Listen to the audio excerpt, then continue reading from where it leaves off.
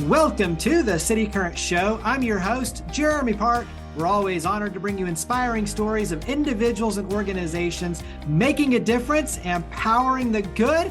And in this case, we're talking about health, fitness, running, so much more. We're honored to be joined by Dr. Cheryl Kelley-Henderson. She is the founder and executive director of Run for Our Life. How are you doing? I'm doing great today and super excited to share with you today. Well, you're doing a tremendous amount of good. And so let's start with your personal backstory, and especially related to health and fitness and you yourself getting into running. So give us a little bit of your personal backstory, and then we'll talk all about the work you're doing with the groups. Awesome. Well, it's a very interesting scenario, but also common. I was having my own health challenges. And I happened to be living in a community where I used to live. I moved away from Memphis after graduating from high school, and I didn't have friends that were just kind of leading sedentary lives. They were running. And so they were like, hey, you come run with us. And I was like, I don't run. But that kind of planted the seed of learning to run. And I wasn't fast at all, but I was getting my body moving. And so I moved back to Memphis, came back home and had some health challenges. And my doctor was like, you've got to get moving and you got to be committed to it. And so because I love accountability, I called my best friend who was an avid runner, and I was like, hey, girl, let's get going. And so we just started running. We decided a crazy idea that we would run 8 half marathons, one a month for 8 months. And so we trained together, but she was an avid runner, already a part of some groups. And so we just started running. We started training together. She was my accountability person. And we shared our story on social media, like, hey, we're running another race. And someone at my church said, Cheryl, you should start a run group. And I was like, me start a run group? Why would I do that? And so my personal journey, my personal struggle with health and weight was really the catalyst. And then my best friend, who's also the co-founder of our group, came alongside me and said, okay, let's do this. And I found that a lot of people struggle with diabetes and weight challenges. I have it both ways, hereditary as well as my own, at that time, poor eating habits. And so running just seemed to be a great outlet for community, but also a tool that I could use to get my body moving that I actually enjoyed. So that's how I got started. Yeah, and carry that into running the St. Jude Memphis Marathon, the marathon in 2022. Yes. So I'm a goals girl. So I was like, I need a goal. I need to be aiming at something. I had done maybe 13 or 15 halves at that time. And I was like, okay, I guess I'm ready to take the plunge. I did read this great book called Me, You, and 26.2 by Coach Denise.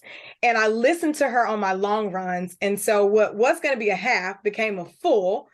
And so we trained for 20 weeks, and myself and 2 other girls ran our first full marathon, and it was wild.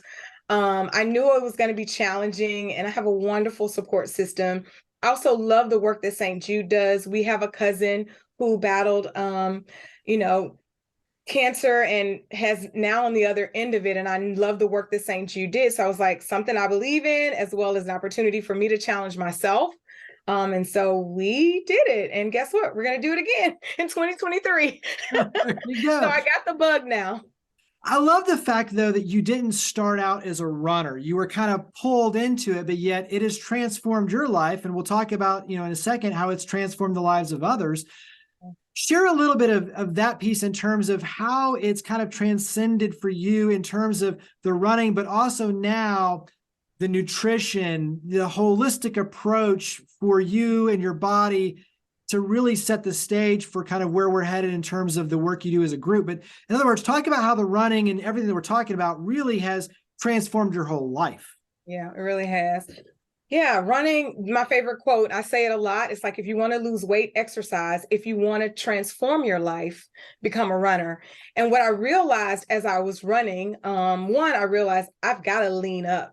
And so in order to get leaner so that I can run further with less discomfort, I realized that it's not just the running, but I needed to educate myself on nutrition and hydration so that the running experience was much more enjoyable, which to some people that sounds like an oxymoron, but for me it is.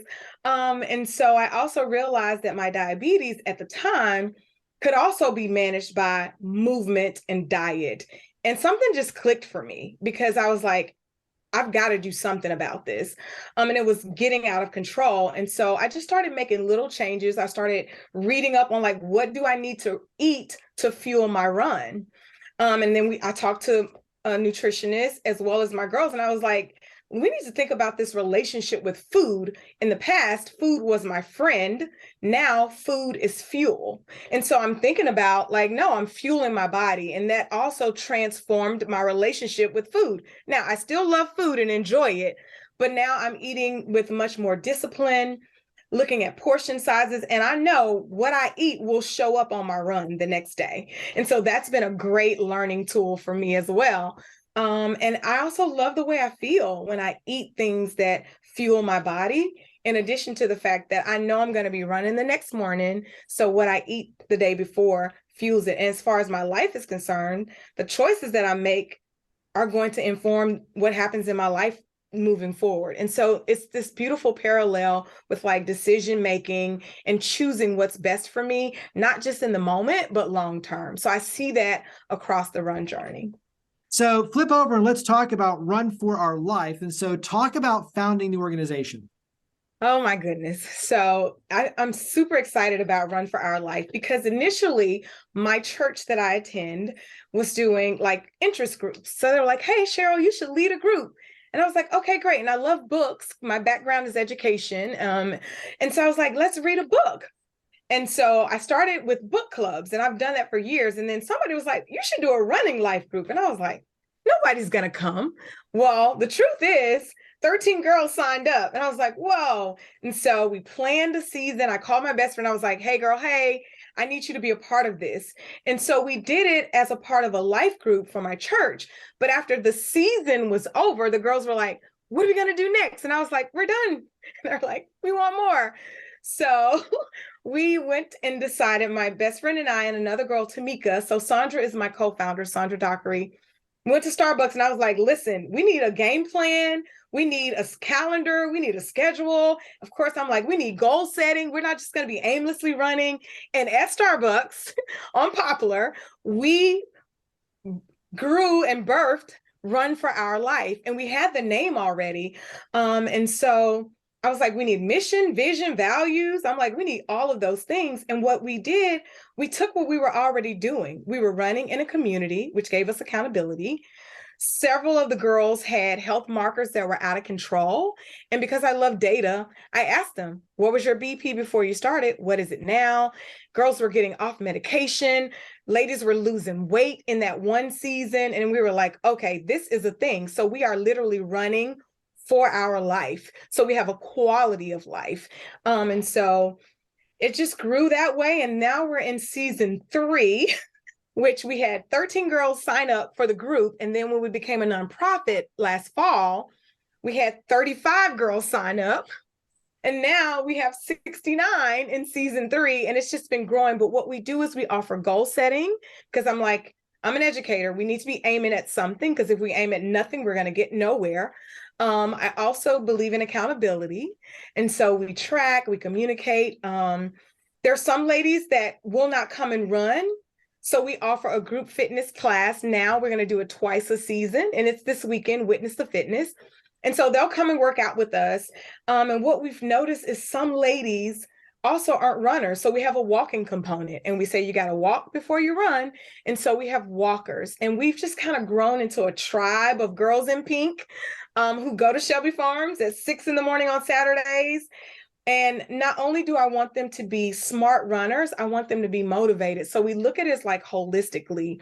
You need to rest. We talk about fuel instead of just food, and also make sure they have the right gear.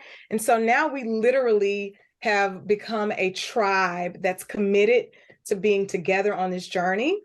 And so we're in season 3. We're halfway through it, and the ladies are doing great. We went to St. Louis to run in the Go St. Louis half marathon and 5K. Some ladies were in their first races, and so it's growing, and it's a place where people are actually really thriving and seeing results. How has this changed your perspective as a leader? It's one thing to focus on your own health. And like you're talking about, all of a sudden you start seeing wow, look at the transformation that's taking place in the lives of these other women. And I can now, like you're saying, with the accountability, the tracking, like it leads to running for their life, their fitness, their health. The quality of life then transcends in all areas in terms of making them a better individual, spouse, mother, worker, like all of this. And so what does it mean for you as an individual to see that, but also how does it change your viewpoint on you being a leader in the community? Wow. That's a great question. It definitely, I'm disciplined and I'm internally motivated. Like intrinsically, I know the benefits of it. So I'm still able to maintain my personal commitment to health and wellness, but I definitely carry a bigger weight because I definitely want to make sure I'm a good example for the ladies. I'm very transparent with my own challenges. If I have a run that sucks, I share it. I'm like, today was not great. So I try to make sure I'm authentic. I'm not like, it's not always puppies and pizza when I'm out there. So I try to be authentic. I hold myself at a very high bar as a leader, but I also want the ladies to know that I'm approachable and reachable. We do have an org structure where we have ambassadors that do a lot of the, weekend leading and guiding. I also recognize that by being transparent, that I'm allowing other people to see that I was not a runner in high school. Don't be intimidated by it. I did not. And so I started in my 30s and now almost 50, it is truly a core part of my day and my life. My husband is definitely much more happier when I go for a run. So when I come back from a run, he's like, that's my girl. And so, but it does because it's my time to mentally clear my head. But as a leader, I feel the weight of being a good example, being authentic, being transparent about my struggles, and also recognizing that, and I tell the ladies, like, seeing you all show up helps me to show up. And so they're committed as well. And I think that allows them to see that I'm a normal person that's driven and motivated by my own goals, and that what happened for Cheryl can happen for you too. So I think that's the other thing too. I want them to see, look, I'm doing the same thing I'm asking you to do. Yeah, I love it. Awesome answer too to that question. So carry that into how can the community help? How can we help your efforts? Oh my goodness, that's super exciting. So two ways. One, if folks want to be runners, it is for ladies right now. Somebody's trying to nudge my husband to start the men's. He's like, no. But we have an initiative. I spoke earlier about there's a subset of women, and we did some research in our personal communities for the ladies that are unable to come and join us on the weekends for runs and walks. And so we have a project, an initiative called Mosaic, and it stands for Moms of Small and Interactive Kids with a K. And so what we're doing is we're building them a little at-home workout kit, and we're calling it a starter kit. And the reason why we use Mosaic is because mosaics are just small pieces put together. So we're going to give them small pieces of equipment along with a 30-day plan to get them started. We just want to get them started. We don't want it to be a barrier that they can't come with us, with hopes of them building healthy habits. And so what we're asking is for people to donate. Each kit is like $50. And so we're asking folks to donate. And we're also asking folks to nominate because we want to bless 30 moms the weekend of Mother's Day with a starter kit. And so that's one way people can get involved and help us with that, because we're raising funds to supply this, because we want to break down barriers, because sometimes moms miss out because they're taking care of everyone else, and we want to give them a tool and a resource. So that's one way. Another way is that we're trying to broaden our reach by bringing in more coaches. I would love to host a nutritionist or a dietitian for the ladies, so that's an expert can come. And so in order to do that, we need funds to be able to pay our clinicians that are going to come and speak with our ladies. And so we want to offer more of that. Our goal setting workshop, I facilitate, which is my favorite. And so that's something that I'm certified to do, to track people with goals, but there are other areas that I'm not, and I want to be able to bring in the best experts to coach ladies in this intimate setting right now, and we are growing. So they can donate to Mosaic, they can nominate a mom, and then they can contribute in any way that they can financially. We also need stuff for weekend runs like water and gels and granola bars because we want our runners to know that after a run, it matters what you intake as soon as you finish. And we want to have it available there for them at the end. So those are the 3 ways we can take support. Give me one more thing that you wish everyone knew about Run for Our Life.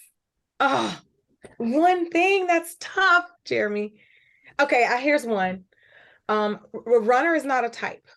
You don't have to look a certain way. You don't have to be a certain age. You don't have to be a certain size. You don't have to be a certain color. A runner is a person that puts one foot in front of the other a little quicker each time. That's what I want them to know. We believe that. And if you look at the organization, you'll see that. That's awesome. I love that. So wrap up with contact information, website. Where do we go to learn more and get involved? Yes. Well, right now we are primarily hanging out on Facebook. So it's Run the number 4 Our Life. That's our Facebook page. And then we are on Instagram at Run the number 4 Our _life. You can get links to all of our Cash App, recent articles that have been published about the group, and also ways to get in contact. If you want to contact me directly, you can email me at running4ourlife@gmail.com. Dr. Cheryl Kelley-Henderson, thank you for all you do. Greatly appreciate it. Thank you for coming on the show. Thank you for having me.